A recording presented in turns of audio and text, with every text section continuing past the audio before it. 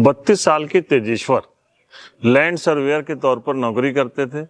साथ ही वो बच्चों को डांस भी सिखाते थे। बीते 18 मई 2025 को उनकी शादी होती है ऐश्वर्य के साथ। 16 जून को अचानक तेजेश्वर गायब हो जाते हैं। उनकी गुमशुदगी की रिपोर्ट दर्ज कराई जाती है। 3-4 दिन बाद एक नहर के किनारे उनकी सड़ी गली लाश मिलती है। इस मामले की जब जांच की जाती है तो पता चलता है कि नई नवेली दुल्हन ऐश्वर्या ने अपने प्रेमी के साथ मिलकर प्रोफेशनल किलर से 2 लाख की सुपारी देकर अपने पति की हत्या कराई थी। शादी के 1 महीने के अंदर ही तेजेश्वर की हत्या होती है। हत्या कराने वाली उसकी धर्म पत्नी ही निकलती। कैसे पुलिस पहुंची हथियारों तक, कैसे इस मामले का खुलासा हुआ, क्या शादी से पहले या शादी के बाद इसकी प्लानिंग की गई थी, कई ऐसे सवाल हैं जिनका आज की हमारी क्लोजर रिपोर्ट में जवाब मिलेगा।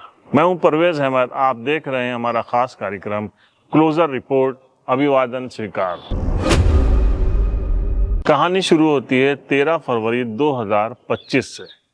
तेलंगाना के कुर्नूल के गढ़वाल कस्बे में रहने वाले तेजेश्वर के घर ऐश्वर्य के परिवार वाले रिश्ता लेकर आते हैं। तेजेश्वर लैंड सर्वेयर के तौर पर नौकरी कर रहे थे, अच्छी खासी उनकी नौकरी थी। तो वहीं ऐश्वर्य बैंक में नौकरी कर रही थी। दोनों परिवार वालों को ये रिश्ता पसंद आता है।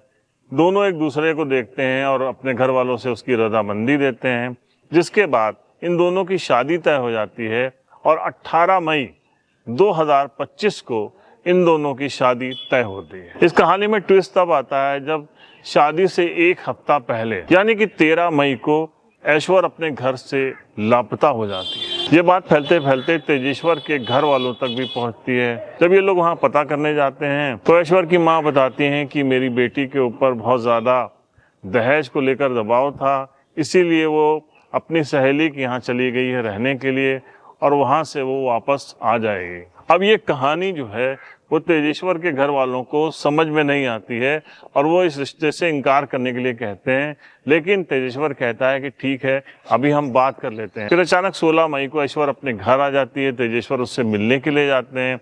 वो यही बात फिर से दोहराती है कि मैं बहुत डिस्टर्ब हो गई थी दहेज की बात को लेकर और अब मैं नॉर्मल हूँ। मैं वादा करती हूँ कि मैं अब कोई ऐसा काम नहीं करूँगी, अब प्लीज़ मुझे माफ़ कर दीजिए। और वो किसी तरीके से तेजेश्वर को मना लेती है शादी के लिए। घर वालों के मना करने के बावजूद तेजेश्वर जो है ऐश्वर्य से 18 मई को शादी कर लेते हैं। बड़ा अच्छा शादी समारोह मनाया जाता है। लेकिन शादी के 2 दिन बाद ही अचानक ऐश्वर्य अपना व्यवहार फिर बदल लेती है और वो दिन भर फ़ोन पे लगी रहती थी। शाम को जब भी उसका पति कहीं से आए या घर में मौजूद हो, वो अलग एक जगह बैठकर फ़ोन पे बात करती रहती थी। इस बात को लेकर दोनों के बीच में कहासुनी होने लगी। तेजेश्वर ने अपने घर वालों से भी बताया कि ऐश्वर्य इस तरीके की हरकत कर रही है। तो घर वालों ने कहा कि ठीक है, अब तो शादी हो गई है, तुम किसी तरीके से उसको समझाओ बुझाओ, धीरे धीरे वो लाइन पर आ जाएगी। ये सब चलता रहा। इसी बीच 16 जून को तेजेश्वर अपने घर से निकलते हैं और उसके बाद देर रात तक वापस नहीं आते हैं। जब देर रात तक वापस नहीं आते हैं तो उनका भाई तेजवर्धन गढ़वाल थाने पहुंचता है और वहां पर जाकर गुमशुदगी की रिपोर्ट दर्ज कराते हैं। पहले तो पुलिस इसको बिल्कुल नॉर्मल ले रही थी।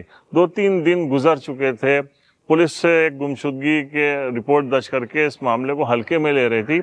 लेकिन तभी भाई तेजवर्धन जाता है और पुलिस से कहता है कि मुझे लग रहा है मेरे भाई के साथ कोई अनहोनी हो गई है और ये सब कराने वाली उसकी पत्नी ऐश्वर्य है।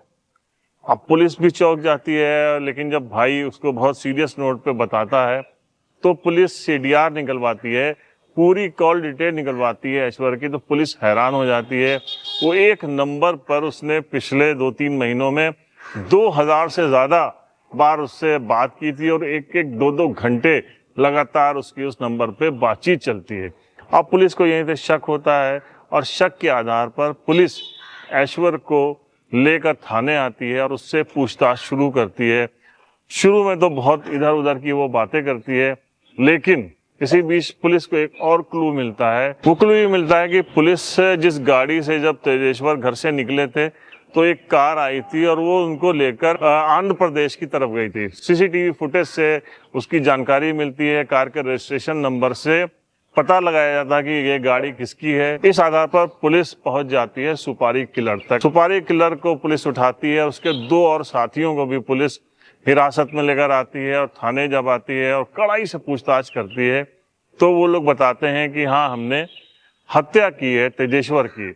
उसके आधार पर पुलिस पहुंचती है और जाकर एक नहर के पास सड़ी गली डेड बॉडी पुलिस बरामद करती है। पहले तो तेजेश्वर के घर वाले उसको पहचान भी नहीं पा रहे थे, लेकिन तेजेश्वर ने जो हाथ में कड़ा पहन रखा था उससे उसके भाई और पिता उसकी पहचान करते हैं कि हाँ, ये तेजेश्वर की ही डेड बॉडी है। उसके बाद फिर से ऐश्वर्य से पूछताछ शुरू होती है। जो ऐश्वर्य का कबूलनामा था वो भी काफी हैरान कर देने वाला था। ऐश्वर्य का कहना था कि वो बैंक में नौकरी करती थी, वहीं जो उसका सीनियर था तिरुपति राव, उससे उसकी दोस्ती होती है, फिर दोनों के बीच में प्रेम प्रसंग हो जाता है। लेकिन इसी बीच में मेरी माँ और मेरे घर वाले शादी तय कर देते हैं तेजेश्वर के साथ, क्योंकि तेजेश्वर एक अच्छी नौकरी कर रहा था, साथ में वो बच्चों को डांस क्लासेस लेता था जिससे उसकी अच्छी खासी आमदनी होती थी।